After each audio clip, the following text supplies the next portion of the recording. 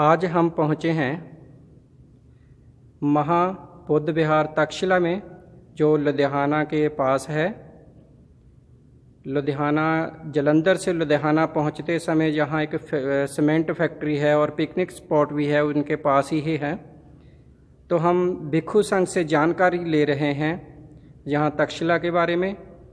और यहाँ ये जो बहुत बड़ा हॉल है, इसके अंदर कुछ पेंटिंग है। पेंटिंग के बारे में हम जानकारी ले रहे हैं। ये दिखा रहा हूँ, बहुत बड़ा हॉल है।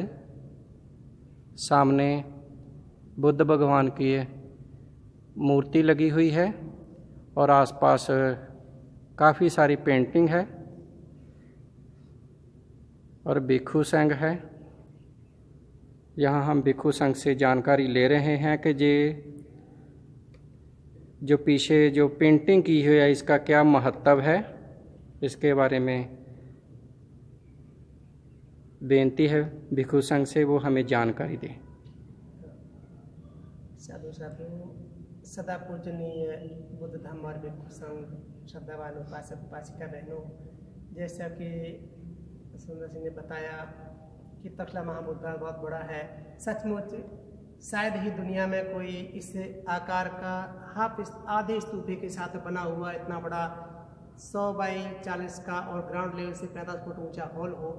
वो शायद आपको ये जानकारी हो या ना हो, पता कर सकते हैं। पानी से बनी हुई पेंटिंग दुनिया की सबसे बड़ी पेंटिंग तक्षशिला महाबौद्ध विहार की है, जो 45 फुट 40 बाई 45 की है। 50 फुट चौड़ी और 45 फुट ग्राउंड लेवल से ऊपर है ये। तो इस तरह से इतनी विशाल पेंटिंग जो पानी के रंग से बनी हुई है, शायद ही एक पेंटिंग आपको दुनिया में मिले। तो ये इस तरह से 5 रंगों के साथ में ये सजा हुआ तक्षशिला महाविहार। ये जो पेंटिंग के संबंध में जानकारी लेने का जो इनका मन है या इनकी जिज्ञासा है, ये पेंटिंग भगवान बुद्ध से संबंध रखती है। लेकिन ये बुद्ध बनने से पहले का इसका जो यहाँ दर्शाना है, उसमें ये था कि जो दीपांकर सम्यक संबुद्ध हैं, उन दीपांकर सम्यक संबुद्ध के समय एक सुमेध नाम का तपस्वी, जिन्होंने बुद्ध के महान भाव को देख करके, जब भगवान दीपांकर सम्यक संबुद्ध नगर में आते हैं तो बहुत सारे लोग, उनकी जो पूर्व कहानी आती है जहाँ से बुद्ध बनने का क्रम शुरू होता है, पारमिताएं पूरी करने के लिए जो शुरुआत है उनकी, उसमें नगर में आ रहे होते तो बहुत सारे उपासक उपासिकाएँ तथागत की सेवा में लगे होते हैं। वो अपने ध्यान बल से देखते हैं, आप ध्यान को प्राप्त हैं कि ऐसा क्या हो रहा है कि नगर में बहुत ही ज़्यादा लोग खुशियाँ मना रहे हैं। तो वो भी उस नगर तरफ चले आते हैं। आते हुए रास्ते में देखते हैं कि उस तरफ कोई ध्यान नहीं दे रहा है तपस्वी की तरफ, लोग काम में लगे हुए हैं। पहले आते होंगे तो लोग अधिक ध्यान देते होंगे उनके ऊपर। फिर जब वो पूछते हैं कि ऐसी क्या वजह है, क्या कोई राजे महाराजे आ रहे हैं, क्या ऐसी वजह है कि आप लोग काम में लगे हुए हो, क्या वजह है? तो बताते हैं कि जो दीपांकर सम्यक संबुद्ध है, आज हमारे नगर में भुवनदान पर आ रहे हैं भिक्षु संघ सहित। तो बुद्ध का नाम सुनते ही बड़ी प्रसन्नता से भर जाते हैं और रास्ते को ठीक करने में लगे हुए होते हैं। कोई फूल बिछा रहा होता है, कोई मिट्टी को, ज़मीन को लेवल कर रहा होता है, कोई रेत बिछा रहा होता है, ऐसे कुछ करने में लगे होते हैं। थोड़ी जगह कीचड़ भी होता है, उस कीचड़ को देख करके लोग भरने में लगे होते हैं कि तथागत भिक्षु संघ सहित आएंगे तो किसी को कष्ट ना हो, कीचड़ से उनके पैर जो है ना गंदे हो जाएं। इस उद्देश्य से लोग संभालने में, उसको ठीक करने में लगे थे इस रास्ते को। इधर ये भी कहते हैं अगर ऐसी बात है तो दीपांकर सम्यक संबुद्ध की सेवा में मैं भी कुछ जो है ना पुण्य प्राप्त कर लूँगा। इस भावना से वो कहते हैं मुझे कोई काम बता दो। तो लोगों ने कहा जी हम लोग रास्ते को ठीक कर रहे हैं। जो दिख रहा है पेंटिंग में, ये कीचड़, ये पानी आता हुआ एक नाली से ऐसी है, जो कीचड़ है इसमें पानी के साथ में दलदल जैसा है, तो उसको ठीक करने में लग जाते हैं। ये भी एक टोकरा लेकर के, ऊपर कश्ती फावड़ा लेकर के काम करना शुरू कर देते हैं। उधर क्या होता है कि तब तक सम्यक संबुद्ध नज़दीक आ जाते हैं। जैसे इस भिक्षु संघ साथ नज़दीक आते हैं, वैसे ही जो अन्य लोग भाग करके तथागत तक चले जाते हैं। अरे तथागत आ गए हैं, तथागत सम्यक संबुद्ध आ गए हैं, दीपांकर सम्यक संबुद्ध आ गए हैं, ऐसे करके खुशी मनाते हुए लोग उनको स्वागत करने चले जाते हैं।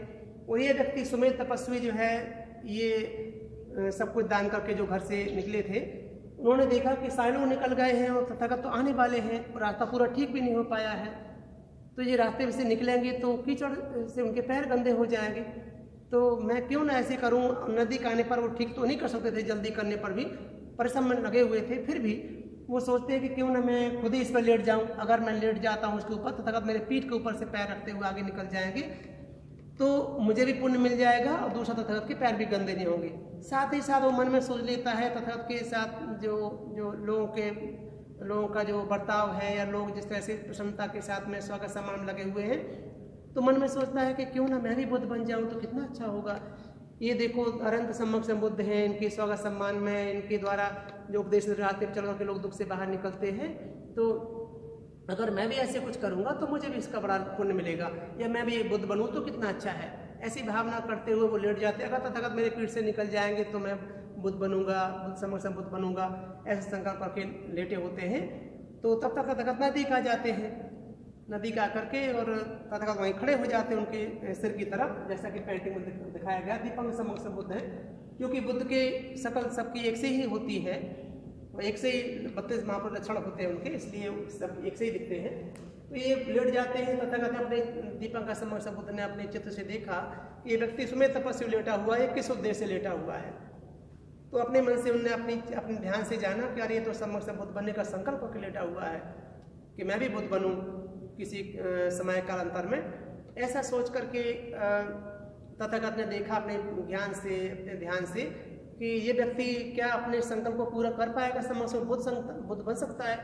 तो वो देखते हैं अपने ज्ञान से कि भद्रकल्प में ये गौतम नाम का सम्यक संबुद्ध बनेगा, और उन्हें ये बता दिया कौन उनके माता पिता होंगे और कौन उनके अग्रसावक होंगे, कौन अग्रसाविकाएँ होंगी। ऐसा ध्यान देख करके तथागत ने और इनके बारे में घोषणा की। भिक्षुओं से बोले, भिक्षुओं देख रहे हो इस तपस्वी को, समस्त तपस्वी जमीन में लेटा हुआ है कीचड़ पर। हाँ बनते देख रहा हूँ इस तपस्वी को। तो ये समझते हो भिक्षुओं क्या संकल्प करके लेटा हुआ है। बनते ये तथागत का विषय है, तथागत ही बता सकते हैं क्या संकल्प करके लेटे हुए हैं। तो तथागत बोले, भिक्षुओं ये बुद्ध बनने का संकल्प करके लेटा हुआ है कि आगे भविष्य में मैं भी आपके जैसे ही सम्यक संबुद्ध बनूं, आपके द्वारा साक्षात्कार धर्म का साक्षात्कार करूं, ऐसा करके लेटा हुआ है। भिक्षुओं ये जो सुमेध तपस्वी है ये भविष्य में गौतम नाम का सम्यक संबुद्ध बनेगा। इस तरह से उन्होंने घोषणा की। तो भिक्षु वर्तमान का मैं बुद्ध हूँ और भविष्य में आने वाला जो है ना, भविष्य का ये सम्यक संबुद्धि बोधसत्व है, ऐसे बोधसत्व उनको कहा गया। फिर तो ये बोधसत्व है, तथागत ऐसा उनका अनुमोदन करते हैं कि भविष्य का आने वाला बुद्ध है। तो उन्हीं को हम लोगों ने ये शुरुआत कहाँ से होती है इन गौतम सम्यक संबुद्ध की, जिन्होंने संबोधि प्राप्त की, सामने उनकी मूर्ति स्टैचू लगी हुई है। तो वो कैसे यहाँ तक पहुँचे हैं, किन किन रास्तों से, कैसे कैसे जन्म जन्मांतर में गुजरते हुए पारमिताओं को पूरा करते हुए, क्योंकि सम्यक संबुद्ध बनने के लिए 10 पारमिताएँ, 10 उपपारमिताएँ, 10 परमत पारमिताएँ, इस तरह से पारमिताएँ पूरी करनी पड़ती हैं। तो उनको पूरी करते हुए तथागत आज यहाँ सम्यक संबुद्ध के रूप में है, जिनकी देशनाओं को हम समझते हैं।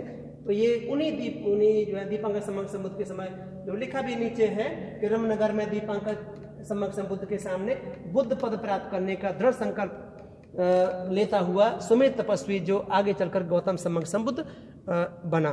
इस तरह से उनकी पेंटिंग को इसमें दिखाया गया है। तो ये वही है।